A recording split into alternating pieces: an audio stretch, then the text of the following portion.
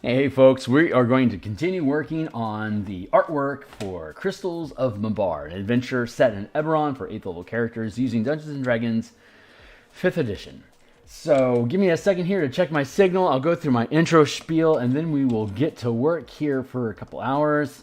Let's see, checking my signal here real quick to make sure I'm ringing true. There it is. That's true as blue. All right. So for those that are catching this in the future, after we're finished streaming and you're seeing the replay, hey, welcome to the team. You can skip forward like maybe a minute or two. Let's see if I can get my camera to get rid of the weirdness in the background. Okay. Yeah, you can skip forward like a minute or two once you get past the intro. But for everyone else out there, hey, my name is Phil Kearney. I create role-playing game supplements that I create, illustrate, and publish online. I've been focusing my attention on Dungeons & Dragons 5th edition here for the past 5 years. I publish the work that I create on DMsGuild.com, which is, I've got a slew of links to other books that I've created down below for y'all to take a look at. If you're here mostly for pixel pushing, there's probably about 150 different illustrations in the pieces that I have linked down below alone. There's free previews. You can click on the free preview button on a desktop. It'll say full preview underneath the cover image in each of the separate book title pages. If you're on a mobile device, there'll be an eye icon on the right-hand side of the screen that you can click. Either way, it'll pop open a PDF for either one of y'all. You can take a look at the pixel stuff if you want to look at art. If you are a 5e mechanics enthusiast, like D&D stuff in general, the things that I build are other than perhaps, well, I mean, maybe even especially adventures. The content is meant for both DM and players. Adventures, of course, are things that DMs present or narrate for players, run the game for them. But regardless of how you play it, if you think this stuff is cool, consider making a purchase. If you think that would add something to your campaign or if you like the ideas, I've just posted that I'm live on Twitter at Phil Kearney. So if you want to get notifications of when I'm live in the future, you can do so at Phil Kearney. Otherwise, best way to support the channel and me in general is like, subscribe, hit the bell icon to get notifications when I'm live. I'm here 6 days a week. Let's see, we are currently on episode 175, and this book cover was created back around episode 40. So if you check the Phil Kearney playlist for the Eberron adventure design, jump back to episode 40, you can see us creating this book cover. But for now, we are focusing on creature tokens for all the different monsters and NPCs that characters can encounter in the game. That's a roper, so we'll have that Seymour slide aside, and it looks like right now we're focusing our attention on assassin vines. So we're just doing doodling for now. We're going to kick through over here on the sidebar. You can see all the docket of work that we have for ourselves here to knock down: assassin vine, Otyug, bone knight, barghest, plague hounds, drowned assassins, black pudding, shadow mastiffs, revenants, sturges, wights, a living grave, and a plague oak tree. So there's a slew of creatures, and that's not including the Red Wolf Mercenary Guild captain and grunts. There's also the scientist and laboratory interns. There are the Emerald Claw grunts. There is Karen the enchanter. There's the houndsman, Karen's henchman, and then there's Solzu, who is the mastermind, the flawed master plan creator for this adventure that causes everything to go awry. Karen is perfectly happy letting Solzu get himself killed during the process of creating this manifest zone to Mabar. She had concerns in the front end of it. Solzu outranked her. I mean, literally outranks her. He had a military status as a necromancer officer during the last war in the Carnathi military, while Karen has a civilian background. So He literally outranks her as far as the authoritarian government of Karnath is concerned. He is a war hero. She is a brat. So when she suggested that Sulzu is underestimating how dangerous this ritual is, and that they should really think things through of how they're going to get themselves out of any potential trouble, Sulzu assured her that he's got this, and she's like, okay, Chief, you go for it. And he go for it. And he is, well, when the team catches up to them, he's damn near killed by the necrotic energies of the manifest zone being held open unnaturally by the ritual that he is basically the arcane focus for. He's been begging for bodies to sacrifice to the energy, because he's given up so much of his hit dice that he isn't going to survive the next pulse that comes through, the pull energy out of him. If they find maybe a local villager to throw into the ritual maelstrom, it would accept their life instead of his own. But he can't go get them himself. He's kind of stuck in the ritual, sustaining it with his fading life force. So he's reliant on the Emerald Claw followers with him that are while Sulzu is trapped up, they follow Karen and the Houndsman. And, well, the Houndsman's way into Karen to really contradict her. And the troops respect him. So, in turn, they're respecting Karen. And Karen is I'd say we can describe her as being pretty lackadaisical about setting up another life to get killed instead of Sulzu's. But if they stockpile enough bodies, when Sulzu finally dies from Karen being a little too slow to respond to his cries of panic and needing another body's life, when he finally collapses, she'll have enough bodies stacked up and ready for sacrifice that she can step in and offer some of her own hit dice to keep that ritual going as Sulzu crumbles away at her feet. She'll take control of the ritual and then take control of the contract with the 12 to start shipping out content materials under a more stabilized system.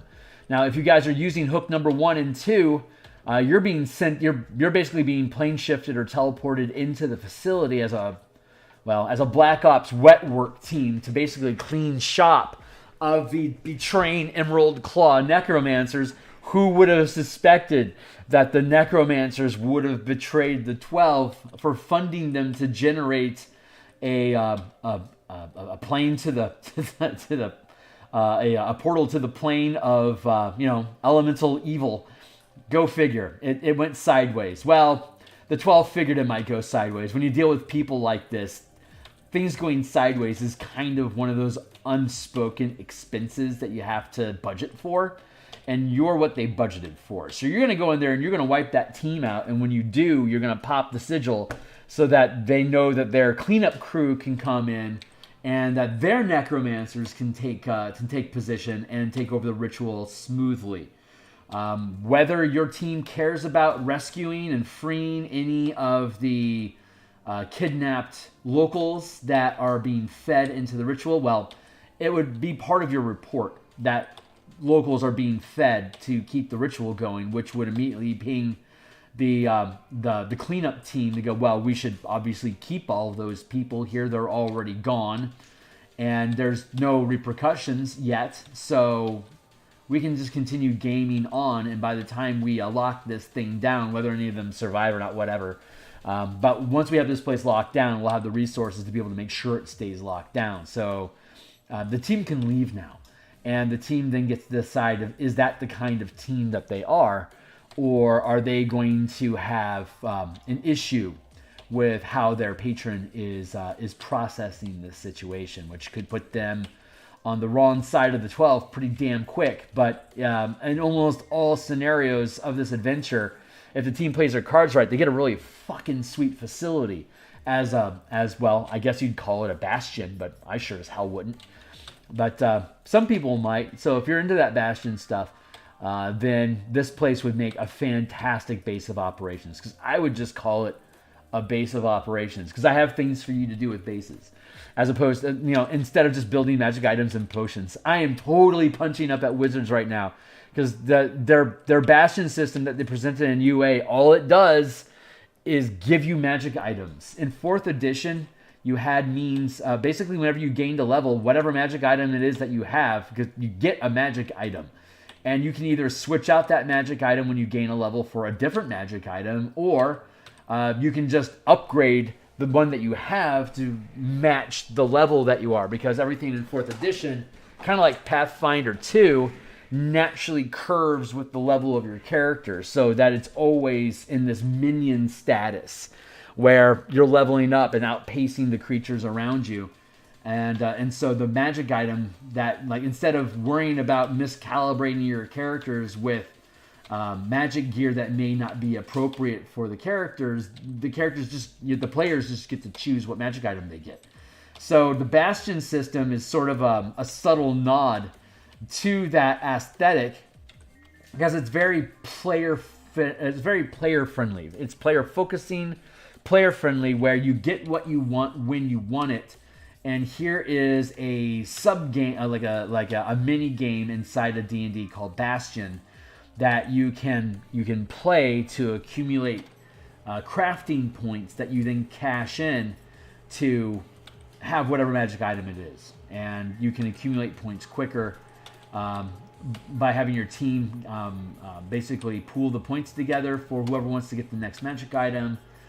Or you can specifically kit out your Bastion to accumulate points more quickly, so that you can keep getting upgraded from rare to very rare to legendary items over the course of your character's career, assuming you get past, 9th level. So that's what the Bastion system is designed to do, is to give you a point system over time that allows you to have whatever magic item it is that you want. And it doesn't really, if you look at it, it doesn't really do much beyond that. It gives you free magic potions. It gives you free money. It gives you free encounters. You can't lose your Bastion. You can't really lose your troops. You can lose accumulating some points for a week, but there are no long-term permanent threats to the Bastions that you create, regardless of how hostile the space that you put them into. So it's not an honest conversation about what the Bastion system is for. All it's there for, again, is to give your characters resources and magic items that the DM might not want to bother integrating into the story, so the players can take that mechanic into their own hands by the DM allowing them to have a Bastion system that then the players can basically keep track of that stuff themselves and give themselves magic items when they can pay for them. And the DM doesn't have to worry about it. So it's offloading the narrative, world balance, and plot hooks, taking them away from the DM and basically just making it a microtransaction for your characters inside of the game. And don't think that there isn't going to be a digital solution related to that in the not too distant future. So I'm obviously not a fan of the Bastion system. It doesn't have anything to do with the domain or the Dominion style of gameplay that the original D&D was built around. For those that are new to Dungeons and Dragons and haven't been around since the days of Grognard, it's the original system was basically built that the reason your characters go on adventures in the first place is so they can accumulate enough wealth and reputation through levels to earn a dominion, a plot of land for them to develop, or to be powerful enough to take it away from a lord that was strong enough initially to build a dominion that you then take from them. So this adventure is leaning into that old school narrative of here's a fortress for you to take over. It's badass, but there's a lot of people that are aware and interested in it, so you're going to have to fight to keep it. And that's a very different flavor from the Bastion system that was presented in the DMs in the UA playtest content. Whether people like it or not doesn't really matter. This seems like something that they're committed to doing.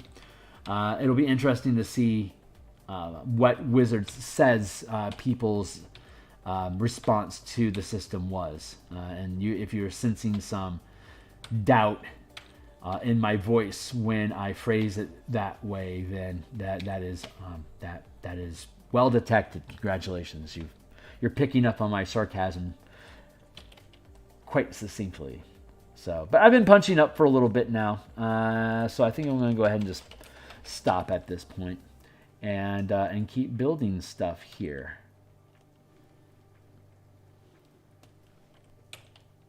There we go. I have all confidence that the design team at Wizards of the Coast, if they were budgeted the time and resources, they could continue making 5e freaking amazing. And it would not surprise me at all if senior staff in the dev team goes out and gets drunk, lamenting how little opportunity they have to actually explore with time how they can build out 5e into 6e. And I think they're being hamstrung on purpose for publicly traded company interests over the health and future of the game itself. I think the corporate structure is doing what the corporate structure is designed to do, which is eat their profits out from the inside until it breaks. And I think they're attempting to push D&D until it breaks. And the good news about that is when they break it, they may decide to throw it away to somebody that wants to heal it. And so I'm fine with Wizards doing whatever it is. I know that they don't actually care about the game, that the people that do care about the game aren't the ones that are making decisions, and they really are probably doing everything they can to provide the best game that they can. And when they say sincerely, hey, we have to ditch this thing because we're on a timeline, that's not them saying we're excited about punching this thing out as fast as we can. I think they're down low saying, hey, we've been handed a tough set of cards, and if we hit this thing right off the bat that we can keep moving forward with, then awesome, we can collapse some time frames and maybe build something cool. But we're going to have to build a book regardless. So they're not spending time on ideas that deserve it because they aren't being budgeted that time. Because the corps think that having a new release on the 50th year anniversary of the game is going to mean something if the game is garbage.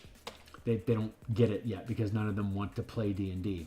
I don't think they can afford to because they have to scrap it for parts. They have to be... Their MBAs are trained to disassociate from the things they are caretakers for because they are not there to caretake for it. They're there to extract as much wealth from it as they can.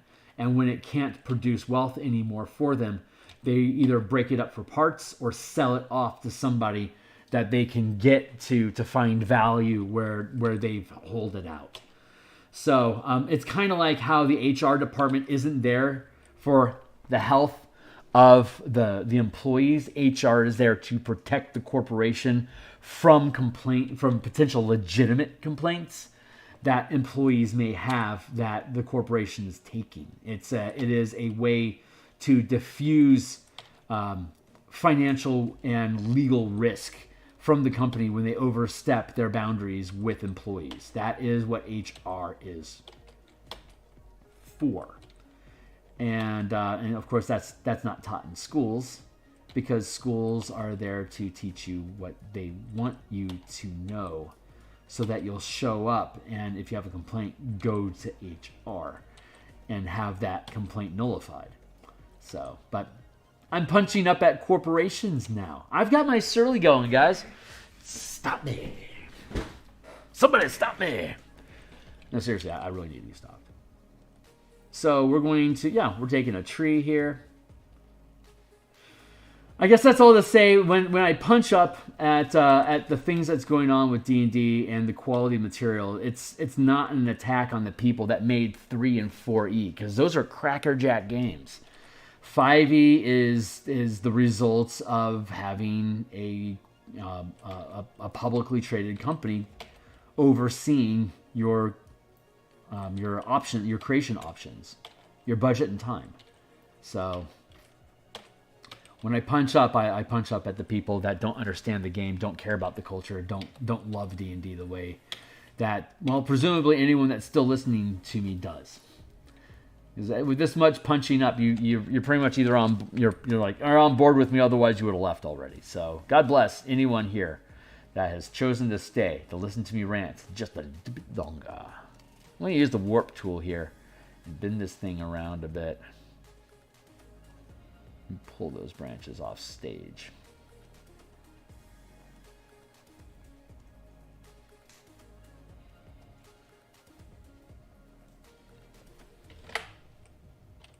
Good.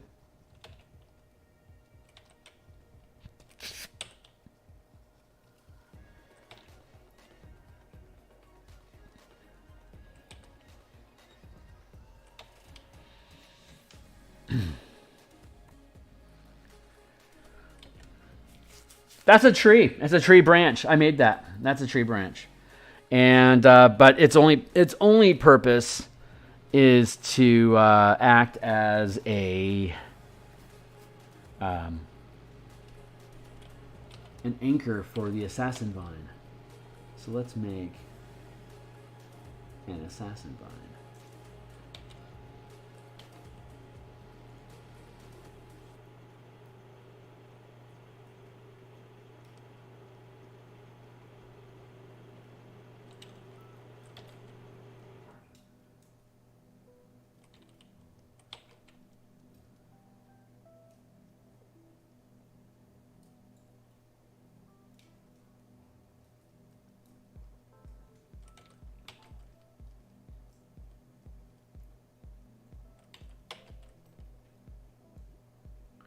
I just love how these plants just naturally curl around and grip.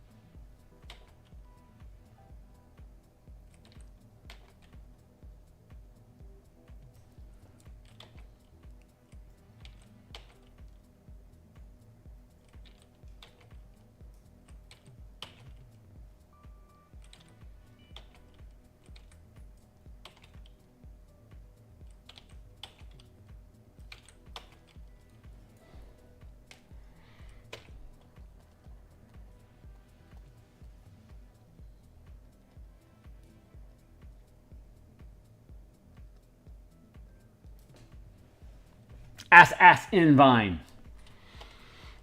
I don't know if that's the proper way to spell it. Don't care. Don't care.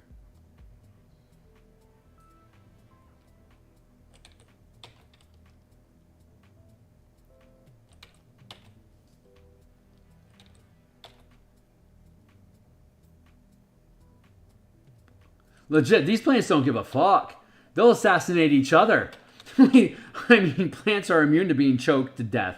So it's ultimately pointless. But that's the kind of attitude that you have. You can run into a whole knot of these nasty little varmints.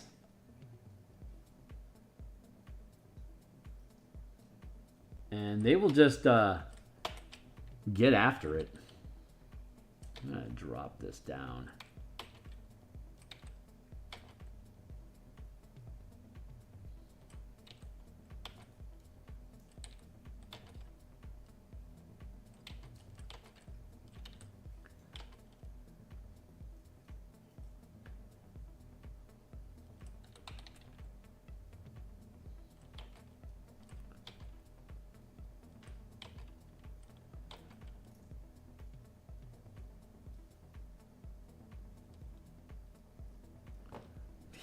Really, really fun to do.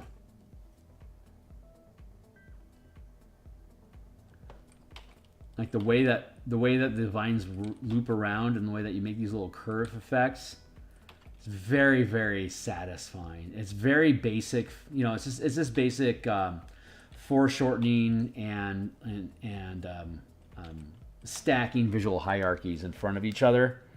But it's just that curve effect, the satisfaction of making a curve to help simulate how the vine is looping around. Like the curve and the loop here kind of dictate, well, it absolutely dictates the curve of the branch that it's looping around. So like here I can see that starting to flatten out. So if I make more of a curve in this ascent vine, then it's going to feel rounder. So I can just do a roundness thing like that, and it'll feel true.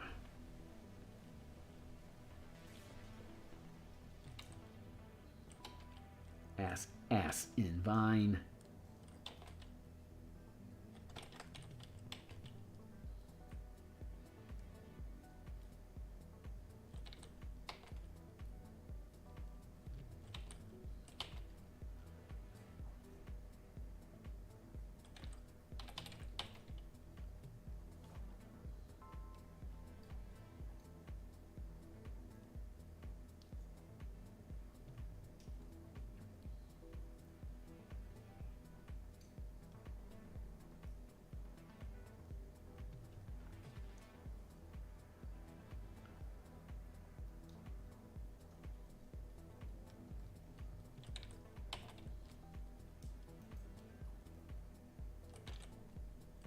In a world without necks, the assassin vine makes no sense.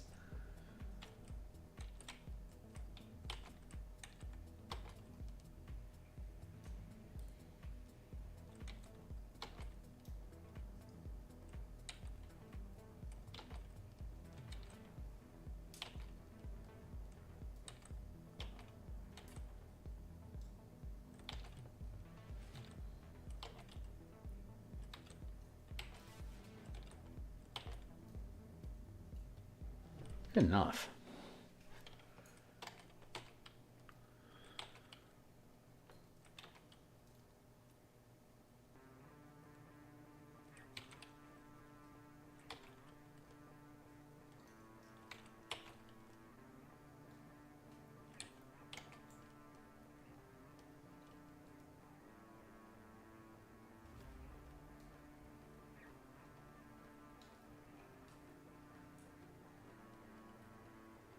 There we go.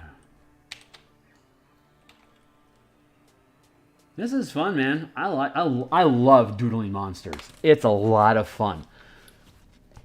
I'm gonna check my timer here.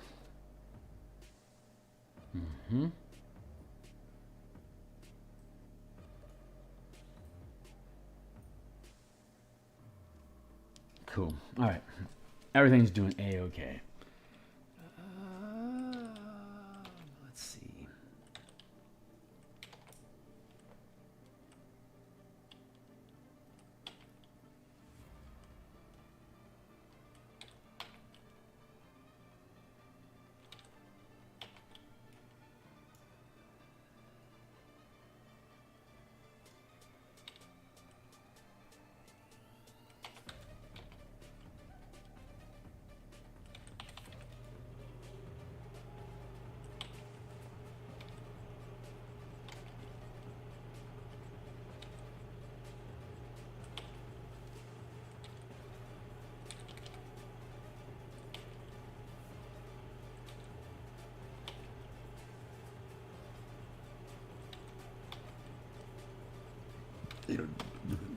Burps. I has the burps.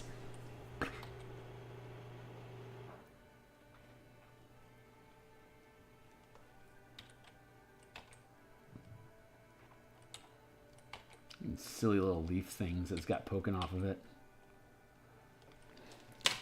It blends in. I have water.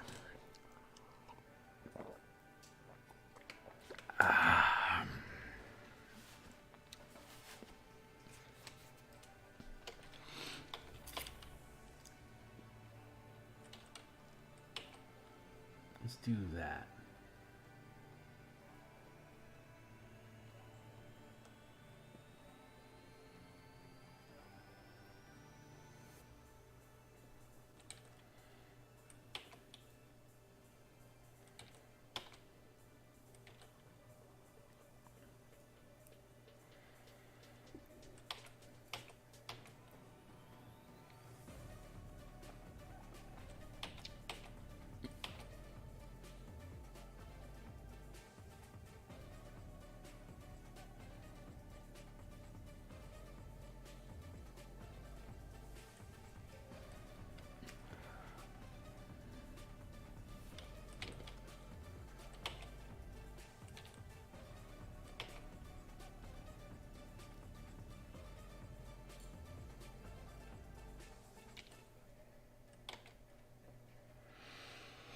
The Assassin Vines don't really have anything specifically to do with Mabar. I mean, Assassin Vines exist anywhere. It's just malicious plants, and maliciousness is kind of like the MO of Mabar. So it makes sense that the plane of Mabar would have a healthy population of Assassin Vines. It's just the ecology just kind of feeds into itself when the ecology is divined by an alignment.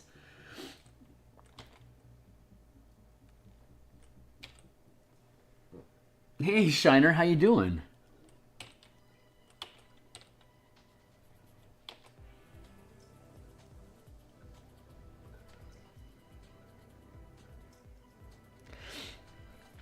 So you could stick your head through here if you want,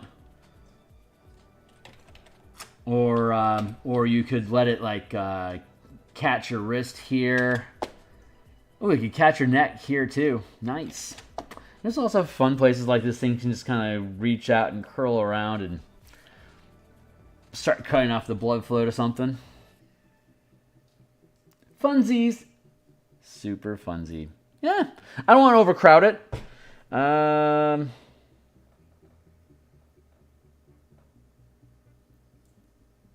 Yes. Okay, so let's see.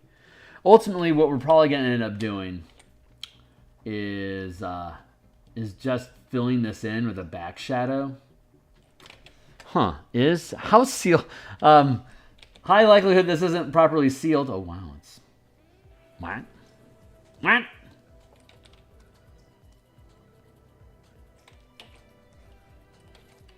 Really? Unexpected twist. It's valid. Yeah. Okay. Let's just keep on keeping on. But this is how I envision it being, something like this, and then we drop it down, so it's like a de-emphasized frame for the Assassin Vine to perch upon. What's up? Let me shift this over. Oh, you think so? Right on, man. I never got into tattooing. Tattoos play for keeps, man. And I do not. I just out of sheer honesty, I don't trust myself to one and done anything.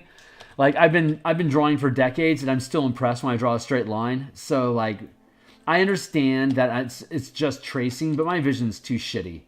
I can't even properly trace. Like on a computer I can, because I have like infinite zooming capabilities here that I can get like ridiculously close if I want to make sure I shade this properly, but I can't do that with people. My hardware has absolute limits that would make me a liability to any ink shop that took me on as an apprentice. I am not. I think the best thing, I'll say this offhand just to make it sound like I'm not beating up on myself too much, that the better you understand your limitations, the more you can find ways to exceed them. And that's when you really start having fun with life, is when you can accept where your limits are at and find ways to accomplish what you want anyway.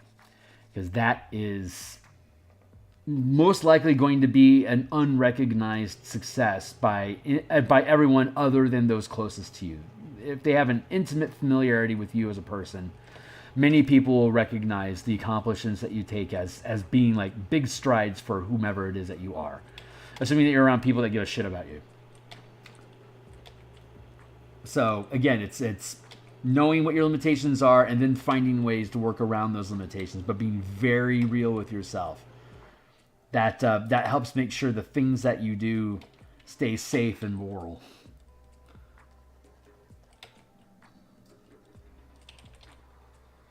I spy with my eye something that is text. What's up? Sage advice, man. Rock on. Rock on, he says.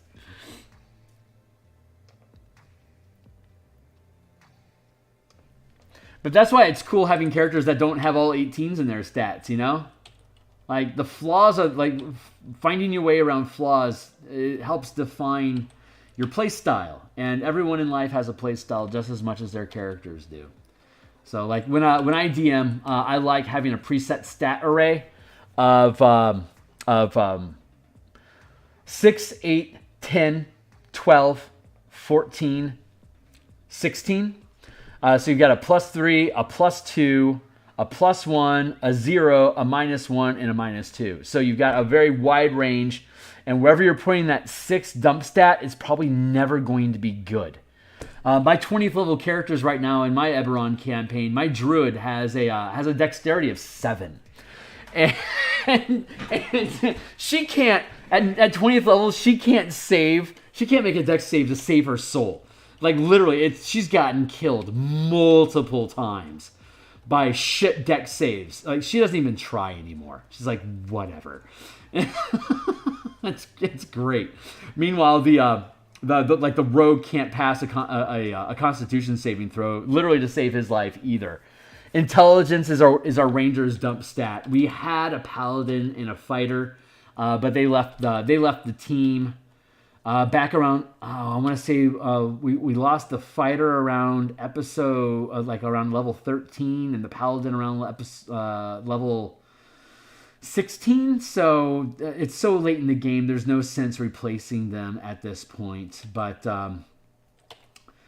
everyone's like a paladin has to have good strength, good charisma at minimum, but can afford to and wisdom, but can afford to dump stat intelligence as well. So the tank, like the high DPS part of the team, has shit for intelligence.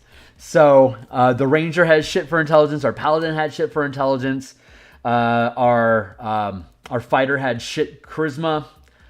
I don't remember where their 8s were at. Their 8s and 10s is a little blurry for me, but it's just it didn't matter. Like it's like feats are so compelling that if you have a 6 and an 8 and a 10 in your stat block, chances are at least one of those are going to stay there for your entire campaign, because feats are way too important to 5e character design to be wasting them on a stat gain. So it's pretty grand. There are ways to make high level games very, very fun, and it's basically a process of the DM being very careful about sculpting what they do and don't allow in their game, and having very specific reasons as to why. So that's a cryptic statement that I'm not going to provide any follow up for tonight. At least I don't think I'm going to. If the muse changes my mind and starts speaking on my behalf, then we'll all listen to what she has to say. But I didn't plan on having a dissertation on high-level campaign progression. But I do admire channels that have enough people that show up to ask random questions that I might actually be able to answer for, either through experience or just philosophy in general. I want to make better use to the community. The amount of experience I had, like I'm saying like this with like complete humility. I mean, running 1 to 20 level campaigns on the regular allows for a very specific perspective and allows for unique experiences to accumulate for me to be able to have some perspective about a thing or two about high level play. I spent in third edition. We spent, Jesus Christ, we played that from 2000 till, probably till 2008 or so. Whenever 4E came out, that's we were still playing 3E when 4E came out, and then I moved away from the team that I was playing 3E with, and then I got into Cypher system instead. But we played 3E for. Oh no, that was just my live table, and then. When I moved, I used to live in Phoenix, and then when I moved out of Phoenix and landed in Seattle, I didn't know anyone here, so I didn't have a table. So, and I also I was also doing a lot of remote work, or not remote work, a lot of commuting. So I had a lot of time traveling around, and so it wasn't really conducive to me having a table. But phones started to happen, and the internet became more and more of a thing. So play-by-posts started to become really popular, in like 2000, 2009, 2010. And I love having flaws with my characters. Failure drives the story. Yes, it does. Yes, it does. Yeah, I did. I ran play by posts for, oh god, I want to say like 4 or 5 years in the 2000 teens. And 2000 odds to like maybe the 20, maybe 2013. But once we got once our what am I trying to say here? Because of how 3E is designed, for those that know, they'll be able to confirm that 3E created basically the optimization mini game. Like prior to 3E, there was no optimization. You either played a single class, a multi-class, or a dual class character. And in second edition, there wasn't much difference between a 3rd level fighter and a 7th level fighter, other than how likely are they to hit, their saving throws, and their hit points. That's basically it. The difference between a 7th level sorcerer, or there weren't even sorcerers. The difference between a 7th level mage, because they were called mage in 2nd edition, not wizards, not sorcerers, not bards, not warlocks. It was just the fucking mage, the cleric. There was a druid, and you could multi-class. You could dual class 2 times to get into the bard, but otherwise, cleric. No, it's priest, mage, and druid were it. So there wasn't a lot of variety there. So the idea of optimizing your character was a little stupid, which is why everyone back in the days of 2E and earlier, when you asked people about their characters, they went on and on about the magic items that they had, because all your character's power, everyone's power, it would never change from the book. There was no optimization to have other than the magic items that you accumulated. Magic items were your feats, your subclasses, and all your decisions about your character were basically given to you by your DM in the form of magic items. And so players would get very attached to the magic items that they were given, because this dancing sword +4 is like the only thing that defines this character different from the other 10th level fighter that I had that got killed. Well, that fighter had a shield of reflection. Badass. And like they would go on and on and on about their magic items, and I always hated listening to that. It bored me to death.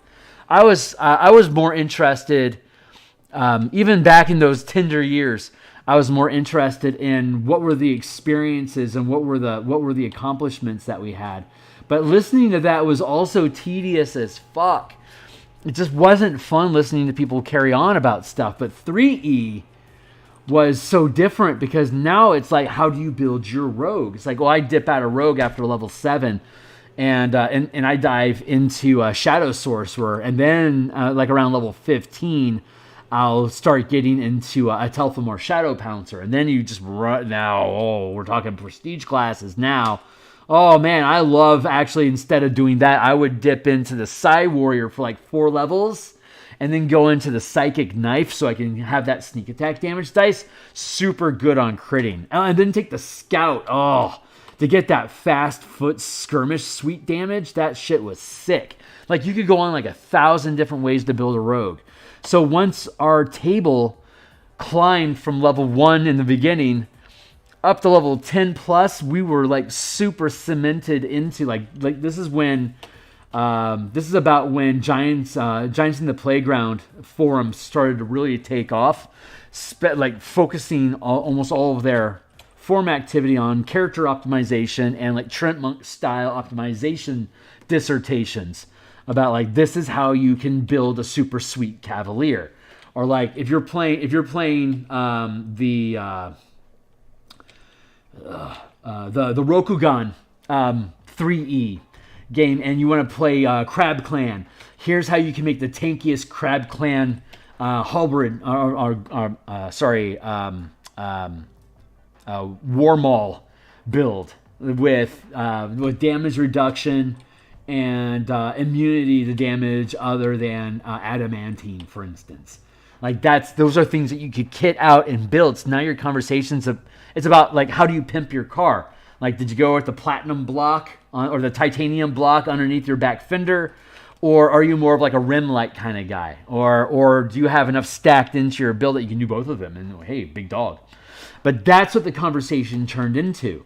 And so 5e wisely kept the game build idea by keeping multi-classing active in the system by letting you dip levels by multi-classing, which is what 3e introduced to us. 4e got rid of it, got rebuked for getting rid of that mini game, so they brought it back to 5e because it was so popular.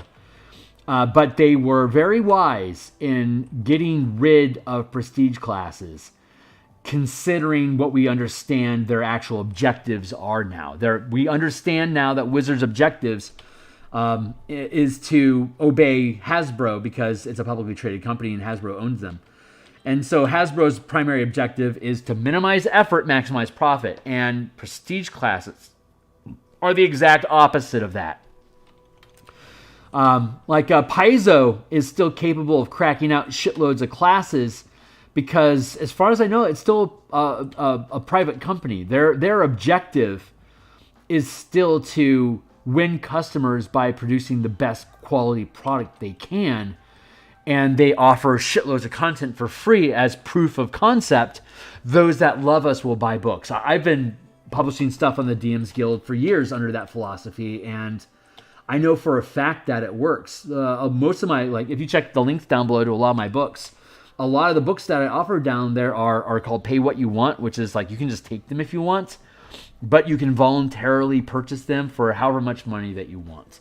And a lot of my most Pay What You Want books have a 5% purchase ratio, meaning that for every 20 downloads, one person is going to chuck some sort of money at it. My Pay What You Want sport typically between a 20 to 50% sale ratio because I bundle them with other books. And I tank the cost of the bundle. Like I have like my Color Mana bundle down there is like, it's like $40, but it's offered for like $27 because so many of the books are Pay What You Want that I can drive down the cost of all the books because a Pay What You Want technically has a zero cost. So I can feed it into a bundle and cause all the books to become lower in cost, and it drives up the percent off, even though I'm still getting I get about $12 for every DM's Guild Color Mana bundle that's purchased, because most people, after they pick, what'll happen is they'll pick up one of my Pay What You Wants, they'll look at it, they'll decide it kicks ass. I have to assume this narrative process, because what I see on my numbers when I do a report is, 3 people just picked up the Point Warlocks for free. And then within the week, there's going to be 1 or 2 purchases of a full bundle that don't include the Point Warlock because they already got the Point Warlock for free. So the cost of that drops out of the bundle. But even though there's 3 other books in there that you could also pick up as Pay What You Want, people tend to just spend money on them anyway because the full bundle is almost the same cost as the core mechanics book. So I can get people to buy an expensive core book because I offer them a shitload of free content if they really want to spend time downloading these things for free separately before they go back and get the bundle. They can, but most people apparently come to the conclusion of, fuck it, it's really good, and he's giving us a lot of honesty up front. All my books are 100% free preview, so you can read everything that I have, and they don't even have to be like my Spellpoint book. It's like, what is it, like $13, $15 or something like that on DMsGuild, but the entire book is free preview, so you don't have to spend a dime to use it from level 1 to 20 in any campaign. But I keep finding people are spending the full bundle cost on all of these books, minus whatever the first book it is that they got, which is telling me that when people grab my stuff and they read it, they value what I'm producing enough that they'll give me money that they don't have to, so I'll keep doing it. And I know that's exactly what Paizo does with their Pathfinder books. And so I have been experiencing this for 5 years now, that those same results of if you bring quality and trust people and show them what you're trying to do, if they love what you're doing, they're going to spend money on you because they love what you're doing. And that is such a foreign approach to how corporate looks at how to monetize IPs. It's the exact opposite. So there's the third edition with the prestige classes. There's so much work that goes into building each one of them to make sure that they don't break with all the other classes and prestige classes and feats and spells that you put in. The workload becomes exponentially more difficult to be able to make sure everything stays calibrated, which is why you have to roll over into a new edition, because you gloat and bloat so heavy that it breaks under itself. And the only way to fix it is to start over and start building new, learning off the lessons from the previous edition. Like 5e is far simpler than 3e and 4e were. Very simple mechanics, which makes it inviting. If Hasbro ever lets go of the IP, and God willing, they'll ruin it faster than slower, so they'll get rid of it sooner. So somebody actually gives a shit about it will take over. The lessons that we can learn from 5e was, yes, simplicity is good, but you still need to have the same depth of options. So like build things so they work together more, so you can curve stuff into each other more. Like Strix classing. Make sure if there's going to be a 6th edition, I suspect they're going to make all the subclasses hit at 1, 3, 6, 10, 14, and maybe 20. There'll be a stacked ladder that all classes follow, so you can freely switch between these subclasses, which are micro prestige classes. Like some prestige classes were only 3 levels in size. Some of them were 14. So there's a wide gamut of optional classes that you can take beyond the core. And every time that Wizards put out a new book, it would have at least 1 new full class in it and 6 prestige classes themed off of whatever that new full class is. Magic of Incarnum was a magic item, it was a magic attunement. It was the first attunement system that was introduced by Wizards of the Coast, and basically you could attune auras to the different spot. You had gloves and a helmet and glasses and 2 rings and boots and a belt and a cape. Those are the slots that you could have, you could fill with a magic item, which is a very primitive form of attunements. But what the Magic of Incarnum did, for those that don't know, is it would take that, it would take the helmet position, the helmet, the helmet slot, and the Incarnum would have a list of spell-like effects that were placed in these different positions on the body. So, if you had if you had Mask of the Basilisk, and you had it and you had it on your helm, and then you attuned and locked it to your aura.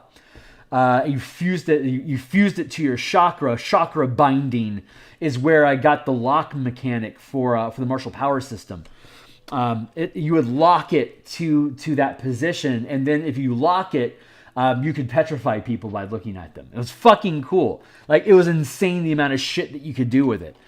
And so there was 3 classes that they built using the idea of Incarnum. And then they had 3 subclass, 3 prestige classes on top of it. So it was a 200-page book of 3 classes, 3 prestige classes, 40 pages worth of magical effects that you could bind to different chakra on your body. And then a crap ton of magic items, adventure ideas, unique monsters that used Incarnum. It was robust. And I'm sure it didn't sell any better than Strixhaven did. But there was so much tech packed into every fucking book. It was It was so delicious just eating up all that content. Never crossed my mind to even though I was illustrating books for third-party publishers that were creating alternate content for Dungeons and Dragons 3rd edition or the D20 system, I do these illustrations. I'm these are cool books, but when I go home as a DM and run my 18th level campaign in Planescape, I'm like, I have no reason to use any of that stuff. Because I've got the Book of Magic, I've got Incarnum, I've got I've still got my Dark Sun content. Like, there was all this stuff that I could feed together and build all these different tools with the books. Like, they put out 2 books a month. It's like, I can't process that information so quickly to decide that there's any holes in the system that need to be filled. Other people just build stuff, but game design was so young back then that a lot of it was just power creep. And you could see it. It was obvious. Like, this isn't clever. It's just power creep. So we would buy all the official books is because, Wizards is specifically pushing these things to work together. And if there was power creep, they had so many resources that would address it that it didn't feel like it was really a problem. It was the third-party people creating stuff that were trying to compete with the conveyor belt of information and ideas coming out of Wizards that were power creeping because they were trying to steal audience from Wizards, and the only way they could do that was by being bigger and better, because there wasn't better ideas, there was just more power. And so it felt very insincere. And so the artwork that I would do, if I was hiring onto a project, it was either for a game that wasn't D&D, or it was legitimately building tools that were that took the game in different directions. Like the favorite book that I worked on was both of them were by Second World Simulations. They don't do stuff anymore. But the 2 books that they had was Master of Arms, which was a book that was the first example that I had ever found of somebody taking, like, a fighter had like 5 attacks at 20th level using 3rd edition, and this system. It was like a series of feats that you would gain. You could either just pick them up as one of the 16 feats that a fighter got, or you could stop progressing as a fighter and progress as a Master of Arms, and you would gain a feat every level instead of every other level. Hey, Willie.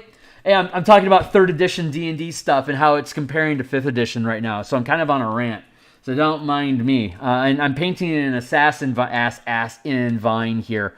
And I've just been kind of fucking around with twigs and stuff while I'm rambling. So technically I'm done with this piece for now. I'm just doing the line art. I'm going to color these in later. So that's the assassin vine. Here's our roper. Here's our shambling mound. Here's a ghoul. Here's a type of skeleton that's covered in these black crystals that are stabity and damage resistancy. Called the Long Dead Skeleton. This is a fresh dead. It's full of this rotting tissue inside of them. So if you hit them with a weapon, they explode and barf out this poisonous fungus everywhere. That if it hits you, is a stinking cloud effect that causes you to throw up instead of taking actions. So it disables. If you're within melee range of the creature and you hit it, there's a chance that you're not going to be able to take any more action. So you have to run away from it or start using ranged attacks or like hit and run stuff or coordinating your efforts so that you can knock these things down without destabilizing without taking away your character's action economy and getting overwhelmed by them. Fun stuff. But I was ranting about Master of Arms. What it would do was it would have techniques like with a spear. If you gave up 2 of your attacks during an attack action in a full attack, a fighter could have up to 5 attacks by 20th level. It's like if you surrender 2 of your attacks, you could do a spinning thing with your spear, so you could attack 3 people around you. So you're making 1 attack, you're giving up 2. And you get 3 attacks, and all of those attacks is equal, like it's like a +3 bonus to hit or something, or like does double damage. It's like you're getting it was having you eat your action economy to have bigger effects, or area of attack effects or whatever. Which is what a lot of my martial power stuff that we develop on Tuesdays. I've got a separate stream in my channel called Martial Powers. It's like a martial magic system, kind of inspired, honestly, by that Martial Powers, by that Master of Arms idea. Ooh, we're doing an Otiug now, so cool. We're just gonna kind of fluffle some stuff in here like we do, and let this thing kind of manifest itself. I know what an Otiug looks like. So we'll do that. But like that was like when I was going to do artwork for a company, I was really interested in what's the project, because I know I wasn't really making a living off of artwork. So if I chose a project, it was going to be a project that I'd get free swag for. They'd always send me a book for free. So if I thought the concepts were cool, I wanted the book. So hey, if I do some sketches here for you, or like, you know, do a cover or something, you're going to send me all the books that are related to this thing for free, right? Yeah, awesome. So free content. And then on top of it, I could feel proud about having that book at my table because it's something I was legitimately excited about being involved in the creation. So that was one of the books. I know there's some text going on down there. Hold on. Right on, Willie. Yeah.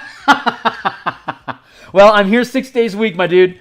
So if at the end of the stream, if I'm worth your time, like, subscribe, bell icon, blah blah blah. Love to have you. I'm trying. My first milestone is 500, subscribers, so I can start.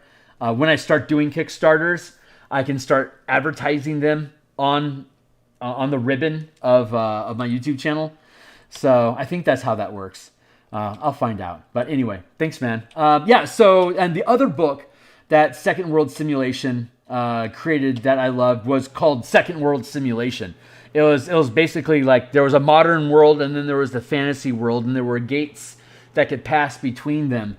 So like you could import a shotgun or something from the real world, and you could take magic. You could take like magic potions or scrolls from the magic world and bring them to the mundane world, so you can cross back and forth across the veil that way. And this was the first D20 third edition sort of game that I had seen that approached it. It wasn't actually D&D. It was kind of defaulting to, you can use your, whatever fantasy, like whatever D20 fantasy setting that you like with this. But here's some of the ideas behind it, X, Y, and Z. And since gold wasn't really a thing that like you can like tow around in the modern world, one of the things that Second World developed was the idea of influence. And so influence basically converted into 1,000 gold pieces, but it would scale as you went up in levels. So instead of getting if you're going to help this kingdom defeat the dragon, the dragon might have a dragon horde that you may be able to drag away before someone else steals it. But more importantly, you're also going to gain a few points of influence in the kingdom that requested your help. And with a successful mission, you now have influence over the quest giver, your patron. And that influence converts into basically a stacking bonus. Whatever your influence level was would be the plus bonus that you would get on like your diplomacy checks or any kind of skill checks or ability checks that you're making related to that patron.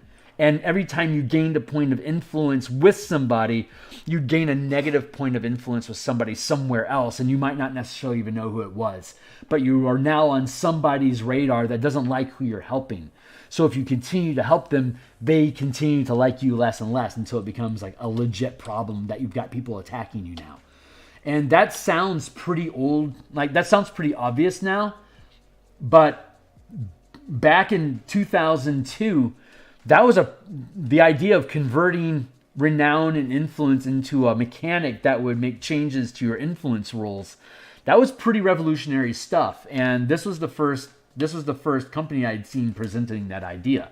So I was really proud to participate with those guys because they were doing cool, innovative stuff that was very different from what Wizards was doing, but didn't compete. Like it wasn't like competing with Wizards. It wasn't trying to like make a better wizard or like make a better spell. It was like, if we manipulate mechanics and resources this way, these are different things that we can do with your character, and everything else that Wizards has done is still completely valid. And it was a really cool way to approach the game. But it didn't ever really connect with me until the Ravnica book came out, that I could be doing this stuff too. I have valid ideas, but until Ravnica came out, I never had an idea that I thought was like really innovative. It's like, why would someone buy this thing? Until then, I was just basically doing homebrew stuff, like just making decisions about what makes sense for a campaign, but not like building rules that were tested. You know, like that was a foreign idea. I was just fucking around. You know, I was a 22-year-old kid just dicking around with my friends after work. So I didn't have any real aspirations at the time, but I was a huge Magic the Gathering enthusiast too. So when in 5th edition, when the company that created Magic the Gathering was finally creating role-playing games for Magic the Gathering, it was so disappointing that there was no color mana. And I was like, that's when I realized, you know what, Wizards' philosophy is to minimize the system. So whatever narrative can cover for like color mana, like I can just say I'm using white mana. I'm just going to pretend my spells are white. And that narrative feel is as far as, I mean, Wizards didn't even address that. They never mentioned color once in any of the MTG books. I'm like, okay, we're never going to get color mana. I need to figure it out. And no one else online had figured it out at the time. This is like 5 years ago. It's like at the time, no one else had figured it out. So it's like, I guess I'm the one. So let's get to work. And a year and a half later, I started publishing those books. And as far as I can tell, I'm still like the defining authority on color Magic in 5e games. So it's because I've never seen anyone even attempt it. So, but I've got like 150 pages worth of, hey, here's how you can fuck around with Magic the Gathering in your 5e game, and the martial power system is allowing us to have all 13 classes use the same color mana resource together. But then on top of it, it also creates an elemental magic system, so you can do airbender stuff. Fucking great. It's still, with complete modesty, I will say I don't understand why I am the one that created these things, but I am infinitely proud that I am. And that really locked in for me that I'm doing what I'm supposed to do. This is my purpose. Like, me doing artwork and building RPGs, as stupid as it sounds, me inventing systems to express game mechanics and illustrate them so they look cool, is apparently my shtick. So I'm really proud of that.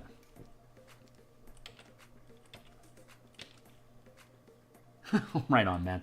Are you talking about like MTG stuff or like Magic the Gathering?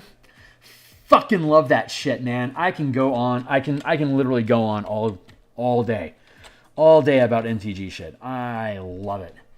I had to put a lot of it on hold because Spelljammer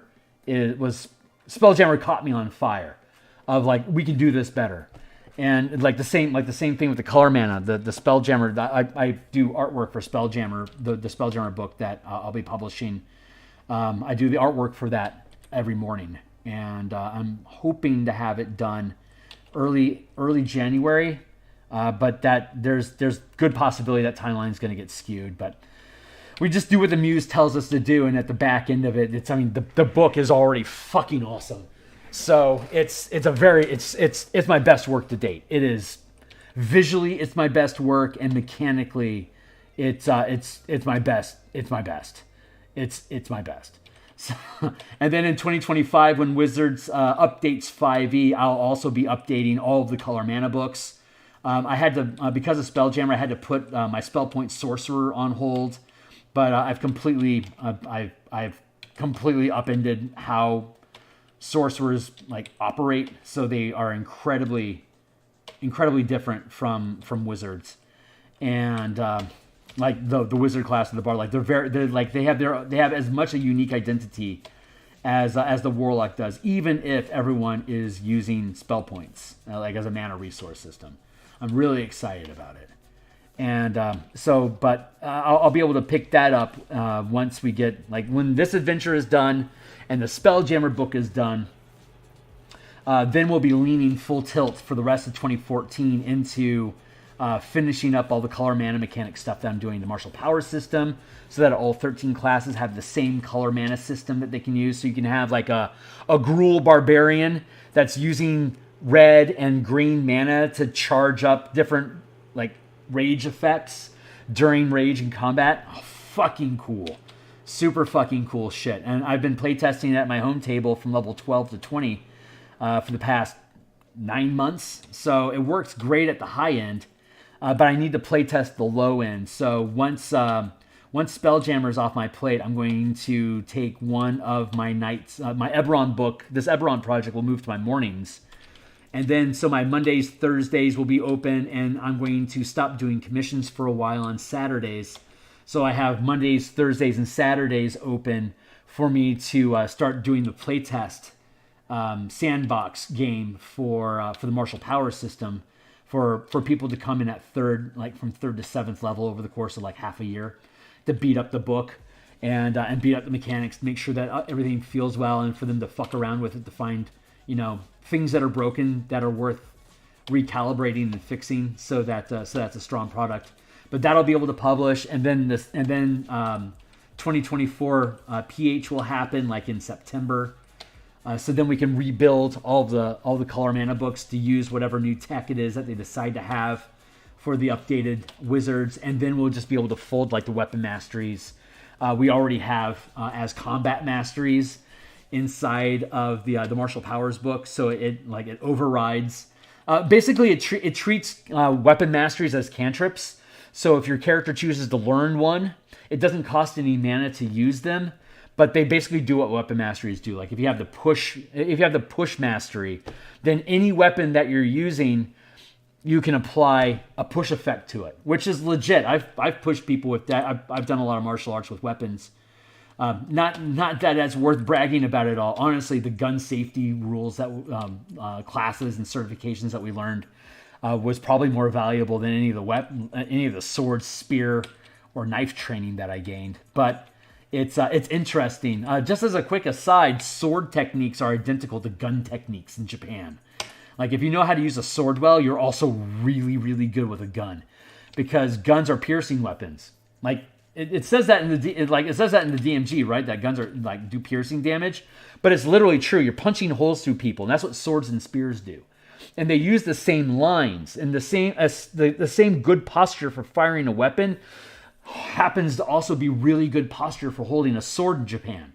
So it's really neat how that technology curves into each other. But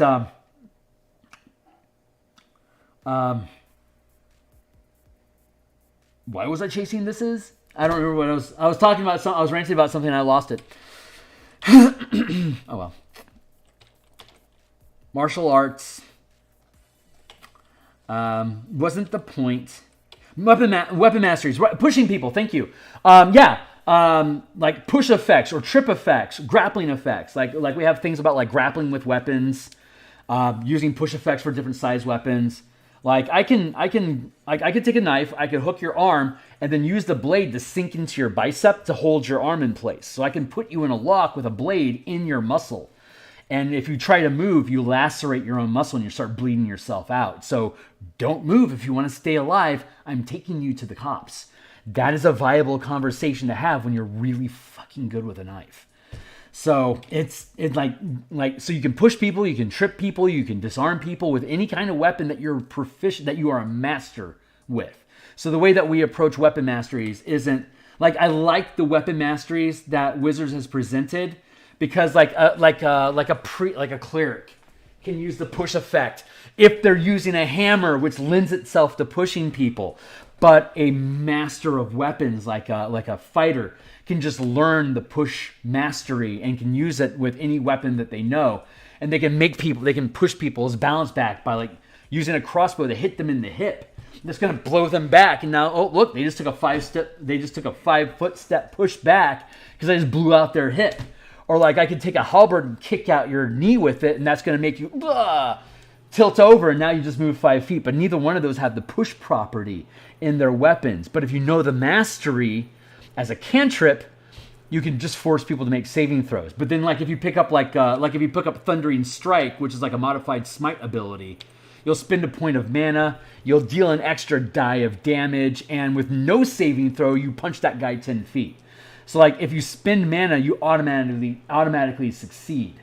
If you don't spend mana, your target has a saving throw to not be affected by it. So your bard, like your bard of valor, or your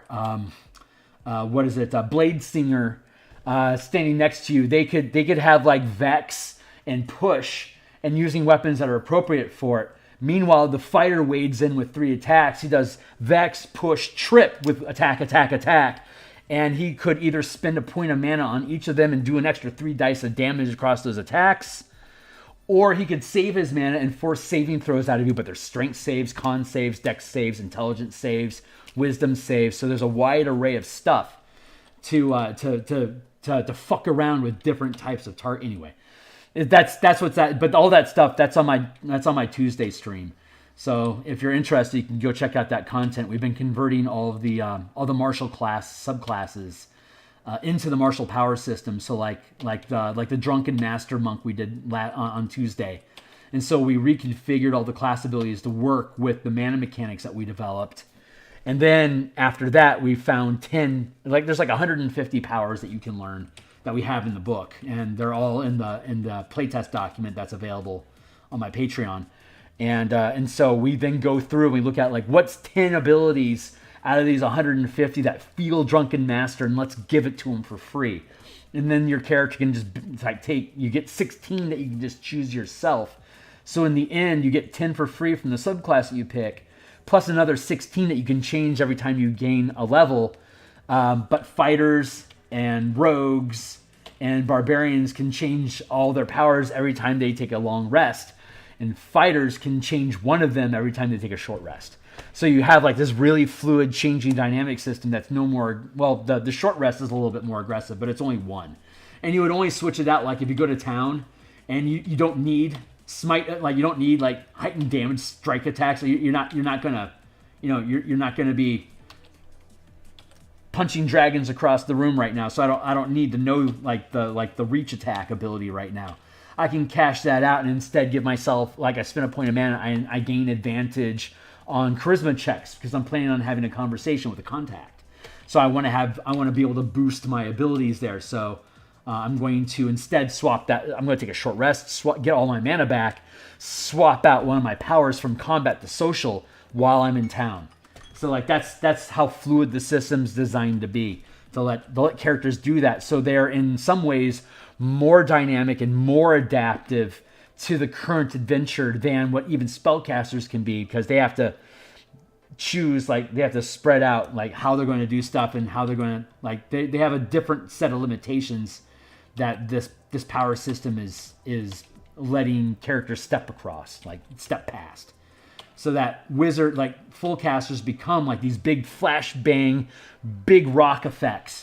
While the martial characters are dealing more with hyping up, boosting their own abilities and engaging with stuff more, making active die rolls instead of forcing saving throws all the time. Anyway, rant. I had a point. I don't remember what it was way back. Oh yeah. The martial power system was inspired initially by both Master of Arms, Book of Nine Swords, and Magic of Incarnum back in 3rd edition, because I loved all of those books. I used them all the time. By the time we got to the end of 3rd edition, we were starting at 22nd level. Savage Species, we would build a character. We'd have one, Gestalt is you have 2 classes building at the same time inside the same character. So you have a cleric and a wizard, and so you'd be building the stack of both cleric abilities and wizard abilities at the same time. So you're oops, I just did something really... I'm throwing my hands around so much that I caused the nib in my pin to catch and bounce out of my nib. I've lost my nib. That's hilarious. I'll find it. It'll be on the floor somewhere eventually. Okay, well let's grab a new one. So here's my Wacom tablet, my pen holder, right? And then you take off the top. When you take off the top, it has all these little prongs inside of it. It has this little tool here. It's a little ring, if you can see it. It's a little metal ring.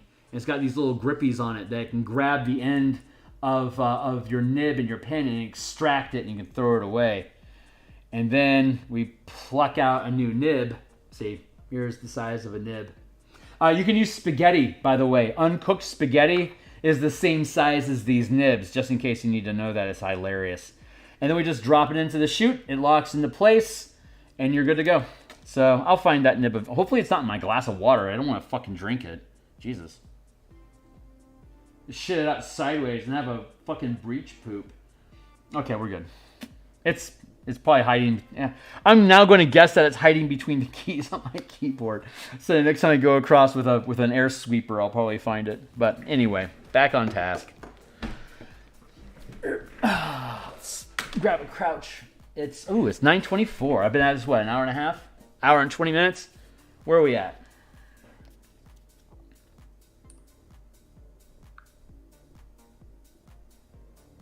Okay, I'll give myself another 15 minutes. I'm in Seattle. It's West Coast.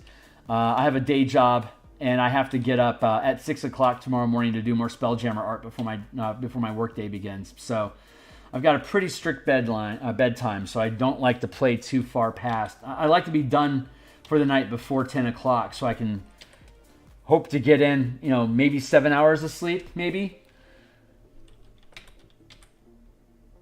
I was in the middle of ranting about something pretty hard. Oh, yeah. Third edition. By the time we got up to 22nd level, we were taking like one of those entire stacks and building monsters, and there were so many templates. Like we had one guy, he was playing, he played a psionic assassin on one from level 1. In this Eberron campaign, we started at level 18 instead of 22, but regardless, it was a Gestalt 18th level campaign. So one of his stacks was full of assassin, sneak attack, and psionic stuff, telekinetic master. And on the other side, he took possession, ghost, demon. He took all these incorporeal, mind control, and possession monster templates out of the Savage Species book. So he had 16 levels worth of like paranormal monster on one side, and then being a mental assassin on the other side of it. He was insane, just a fucking insane character. His normal routine was find the biggest, baddest, meanest monster in the dungeon or wherever, take control of it, and use it to slaughter everyone around them. So my job as a DM was to make sure there was cool toys laying around for him to grab up and use. That, like, I knew the cool factor, he's going to go after the Wereshark with 4 arms and double glaives. That's what he's going to go for. I know it. So I'm going to put that guy in there, but then I'm going to have a bunch of encounters that can deal with that guy. Because heaven forbid the Wereshark with 4 arms ever decides that he's in charge and we're going to have to neutralize him. Well, he now thinks he's in charge, so now we have to neutralize him. So then they go into the Wereshark protocol at that facility, and they are specifically trying to destroy that character. And meanwhile, there's another 4 people on the team that are doing equally insane shit with their characters. Like, there was a time stop character that it was the Quickling that had time stop and permanized haste, and he had frenzied berserker, so he was making slews of attacks stacked up with a monk that was making like 6 attacks per round on. It was fucking insane. Like when 5th edition came out, it took me like 10 minutes for me to go, oh my god, I can run this level 1 to 20 no problem, because the type of damage and things that 5th edition characters can do is nothing compared to what 3rd edition characters can do. And so I was like legitimately like, wow, I love 5e. This is such a step back. What a breath of fresh air to have characters that are so simple and so easily countered. So I'm starting I'm finishing my 3rd 20th level campaign right now, and I've ran a number of Gestalt campaigns for like 20 feats, and I ran some E6 campaigns where your character never gets above 6th level, but the threats keep getting higher levels. So you have to keep questing for more magic items and rituals and favors and influence to be able to build up your ability to take on CR 5 times higher than your level. Like, you're level 6 and you're fighting. Like, the team ended up getting TPK'd by a pair of beholders that they were completely ill-prepared to handle. Like, they walked into that place pretty much expecting to get killed. They didn't want the campaign to end, but they felt there was like one of them was dying, and the other one was completely unhappy with the kit that he had built for his character. It wasn't fitting the campaign. So 2 of the 3 players were at a point where they were going to lose their character pretty much no matter what at that point, because they just needed to. And so they're like, fuck it. If we can take these things out, we'll reconsider the campaign. But if we get ourselves killed by these beholders, and they're trying to rescue a colony of whisper gnomes from a pair of beholders that basically went in and took over their community. So they were trying to go in and fight a pair of beholders in their lair with an army of slave drones that they didn't want to kill. So it was a really fucking tough fight for them at 6th level. But that's the threat that they decided to take on with no backup. So naturally, they got slaughtered. And they're like, no, that was a good death. That was a good death. And so they were happy, they were content, and then we moved on to doing. That was actually a Dark Sun campaign in 3rd edition, and we from there we moved on to we actually started doing Cypher. After that, that was the last 3rd edition campaign that we ran. It was a Dark Sun Gestalt 6e campaign. They got to level 6, and then they were able to stack on another 20 feats, which is an extra 100,000 experience points that you accumulate as a 6th level character. That's a lot of Mai Tais.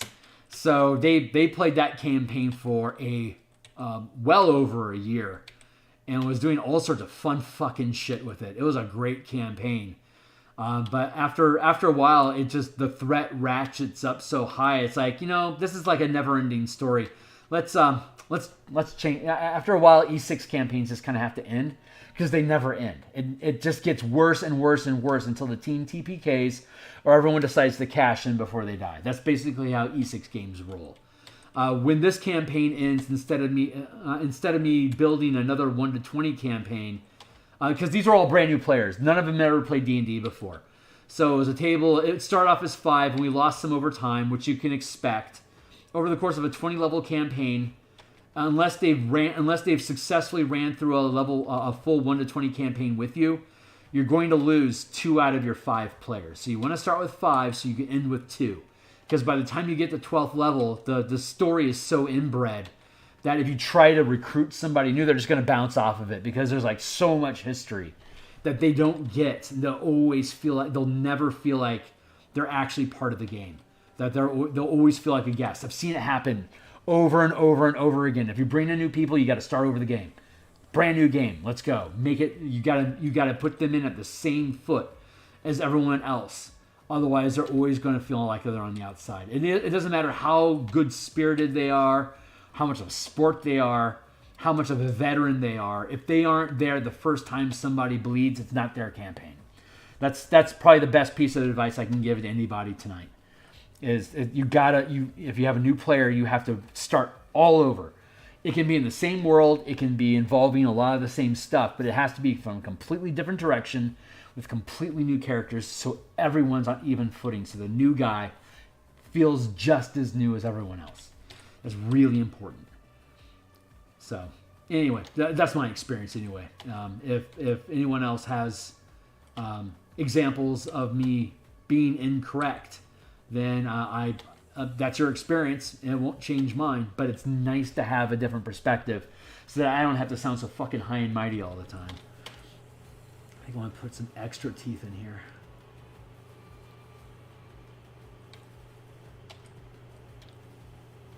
I don't think I've heard that advice anywhere out there in YouTube before. Like, there's a lot of people that offer advice on how to run campaigns and stuff, but I listen to a lot of it to see if there's anything new that's ever going to come out. And I don't think I've ever heard anyone talking about, like, the table politics and small team. Like, I am really, as a side hobby, I'm really invested in small team psychology. Like ranking orders and who can make a decision on behalf of the group, who has veto power in that group, how do those dynamics grow, like who becomes queen bitch, who's got the biggest tits, So like that stuff, all that stuff actually exists, and you can observe it in groups. Especially like I spent a lot of time in college observing small cliques that would operate together in an open environment where there are like adults with no supervision. How are they going to treat each other?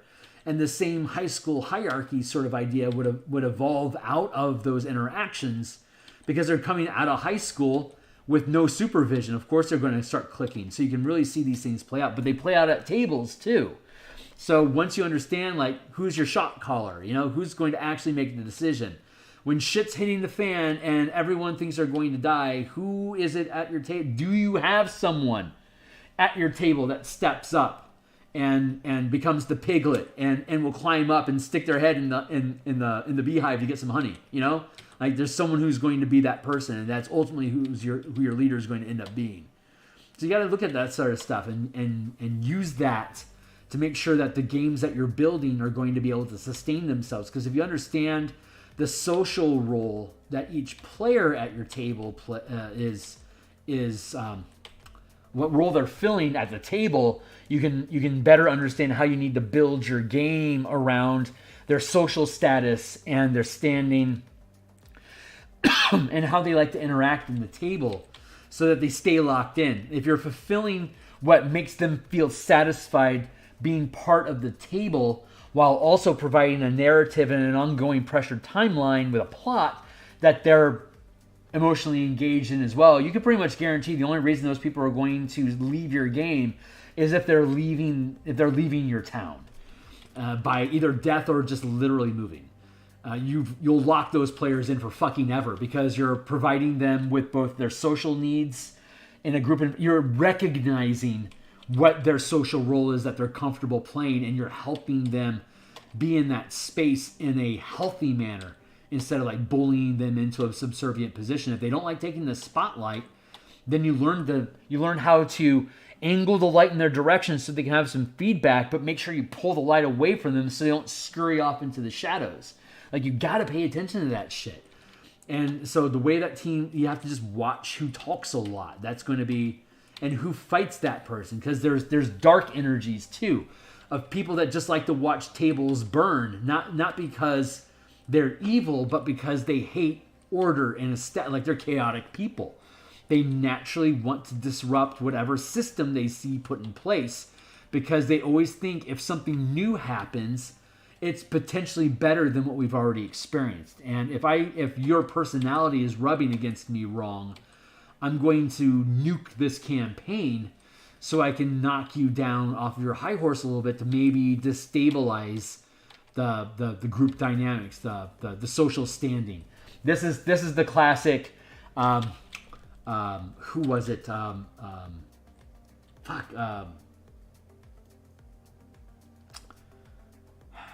I'm losing it. It was in Voltron. It was Lance was the leader, and it wasn't Sven who was the dark energy. It was, I forgot his name, but he ended up dying. But he was the dark horse. He was the Han Solo, the anti-hero that injected that chaos that would bounce off of Lance the leader and disrupt the order of the group. But when they realized why they were doing it, why that dark horse was doing what he was doing, it would create a deeper emotional bond with the other people on the team, because they're understanding why he's actually trying to help people in the worst way possible. Like, that's an archetype. And if you can understand these different archetype roles at your tables, not only in your characters but in the players, then you're going to lock them into that environment a lot more. And it's kind of hard to hypothesize or create scenarios to exemplify this stuff. It's just something you have to just invest time in learning what these things are by studying psychology and looking at books and listening to people on YouTube that talk about team building dynamics a lot. Like Simon Sinek he's a consultant that works with corporations on building teams and cultures. He's amazing to listen to, because all he talks about is small team dynamics, and it's really informative stuff. One of my favorite people to listen to on YouTube. Highly recommended. But when I was growing up as a kid, I got bullied a lot because I'm legally blind, so I don't see so good, so I'm an easy target in the sun. And I was in Missouri, where bullying is one of the only things you have to do other than tipping cows.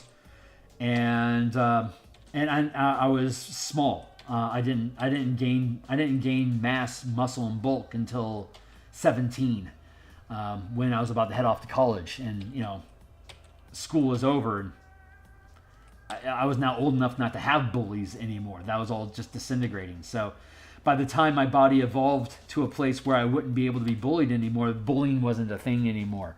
So I spent most of my childhood learning how to outsmart and out-strategize the people that I expected to, beat me up. And so if I could outmaneuver them, I could stay safe. So I spent a lot of time studying that stuff, and it just happened that all that interest translated over to being able to look at small team tactics, small team dynamics, and small team psychology. It just happened to translate very, very well. So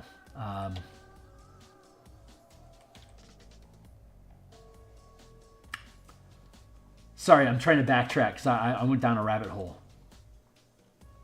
We're talking about small team dynamics because we were talking about tables blowing up, because we were talking about it was pointless to bring somebody new in. Oh yeah, we were talking about Dark Sun being, it was my last Gestalt game in 3E. 3E was so much easier to run than 5E was because the type of things that characters can do in 5E are insignificant compared to what 3E characters were capable of doing, statistically.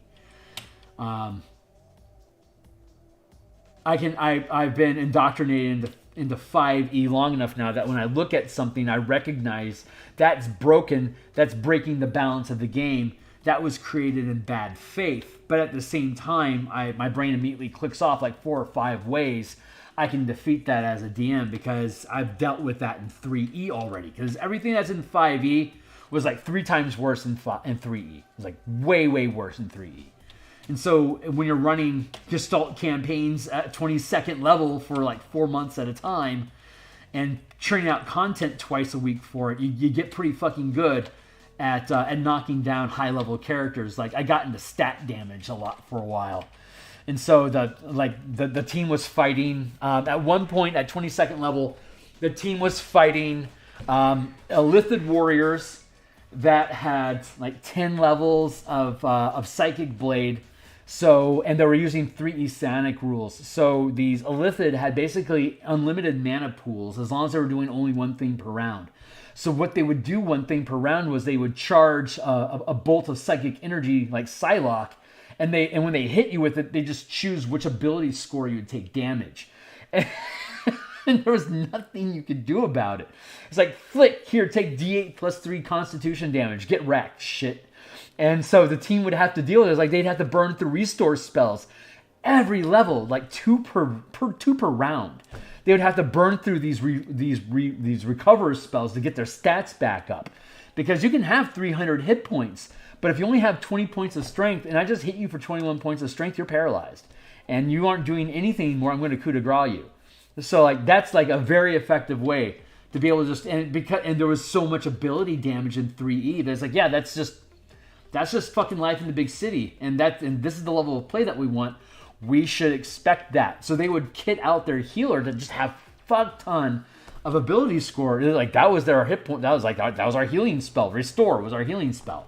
But we were 22nd level. It's like restoration would be the spell that the cleric would permanize. It's like, yeah, I can just do this with a touch. It's like, great. That means that one of us is guaranteed to be able to recover every turn. And then like they can take it as like a swift spell at 23rd level. So now they can do it as as a swift action. And then they'd have their normal action open that they could now double tap people. So like even at 23rd level, pushing ability damage like that, they're still sweating round to round because they know I'm not fucking with your hit points anymore. I'm fucking with whatever your worst ability score is.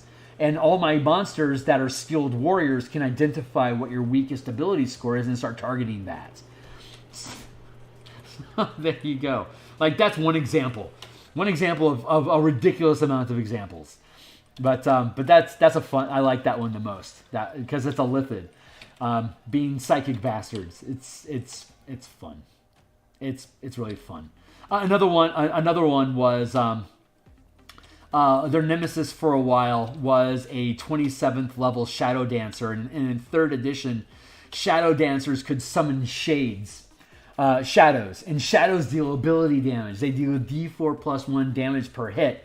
And a 27th level Shadow Dancer could summon like a 13th, 11th, 9th, 7th, 5th, 3rd, and 1 hit die Shadow that would all deal like 4d4 plus 4, 3d4 plus 3, 2d4 plus 2, 1d4 plus 1 strength damage per attack. And like if like a full cascade of different creatures that you could have, and then you could start double stacking them. And whenever that Shadow would kill somebody, that would become a Shadow. So the villain would show up in a mall, kill like 30 people, and then send a mob of incorporeal shadow creatures after the characters. And the only thing they could do, dimension hop the fuck out. We're going to yeet this dimension and recalibrate and try to get off her radar for a while. Like, these are 23rd level characters running for their lives. And like that's, it's just, like at that point, it's just a 7th level game. But your rockets are much bigger that you're tagging people with. But it's the same shit. It's just a different stat that you're attacking. And 3E was such a kitchen sink that you could do these things. Like, you could attack people's attunements. You could attack hit points. You could attack spell points, ability scores, exhaustion mechanics. Like, exhaustion was like a stacking penalty. -1, -2, -3, and there didn't have to be a limit to it if you didn't want to. So you could have creatures that did exhaustion that would just deal, would make every time you roll a die, a d20 or any damage die, it would drop it by 1. And until the point was like, I cast a spell at you and you have like a +6 on your saving throw to resist it. It's like, I am fucked. I can't do anything. So then you get tagged with a hold person spell and you're like -8 on your saving throw against it. And they're making saves against dexterity instead of wisdom. So now your cleric and your wizard are getting wrecked. It's fun. It's a lot of fun. So when 5e came out, I was like, oh my god, there's, these statistics aren't that powerful. I can see a lot of ways to monkey around and fuck with characters. And so I've been, running 20th level campaigns off and on ever since. So this is where my current table is finishing. A 20th level campaign right now. When it finishes, we're probably going to do an E6 campaign for a while using Spelljammer. And we're going to have an asteroid mining operation where it's E6, so the characters never gain levels, but you can gain more resources and different types of specialists and rituals and new ships and new mining equipment and new connections that will give you better returns of investment for the ore that you trade with them, new alliances, new allies, blah blah blah blah blah. So we could probably play that. We could probably play that for like maybe a year or two before it's E6. It's going to get boring eventually. But we should be able to play it out for a while and be fun for a sort of like a sort of pickup game, and then we'll figure out, and then we'll just come up with something else because we're always just fucking around and coming up with new things to try out. And use like different formats and different systems. Like the 20th level campaign we run right now, all characters are required to only have one class, but they have 3 subclasses, and they can be subclasses from any class. So, have fun, make up whatever you want. The rogue we have stayed with all rogue classes. He's an arcane trickster. He has the assassin, and he has the master thief. All 3 of those subclasses. Those are the 3 he chose because he wanted to be the most thiefly thief that ever thieved. He wanted to be like the ultimate rogue. So he's like, yeah, I'm just gonna do all that. It's like, okay, you're gonna do all that. Our fighter took the paladin took battle master, vengeance, and ancestors as 2 oaths and an archetype off of the fighter. So he had battle mastery dice on top of smites and the hit point pool.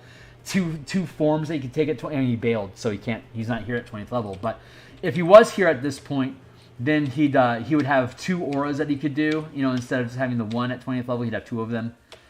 Our druid is a moon druid, a land druid, and a dreams druid.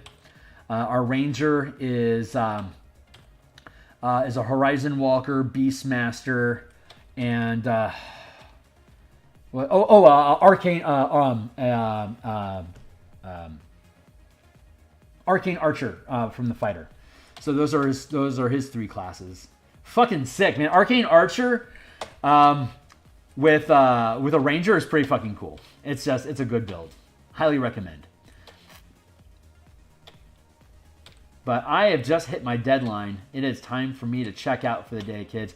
And hey, it's I forgot my tentacles. Insert Japanese cartoon noises here.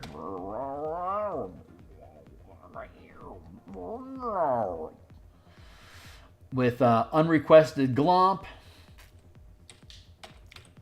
And we can put that one here.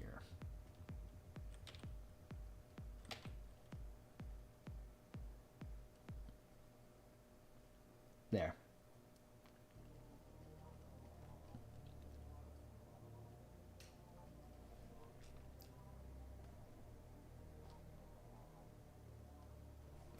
There we go. There's our OTL. It has a very plant sort of vibe to it, but most of mine do. That's kind of the shtick that we're going with for this adventure.